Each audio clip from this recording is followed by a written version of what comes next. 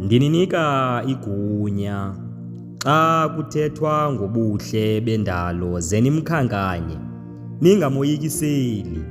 Lo yena akaqabi daka leminyepha, mhle selele, naxa evuka akho mehluko, iseyile nto inye. Ubuhle ukuba ibilibanga ngendisithi mnikeni isidanga, andisiboni isidingo sokubakho kwelanga.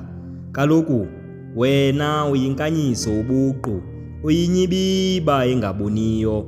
Bendiya kuzibeka ityala xa bekuthe kanti ndishiyele ibele umntu wongxathu.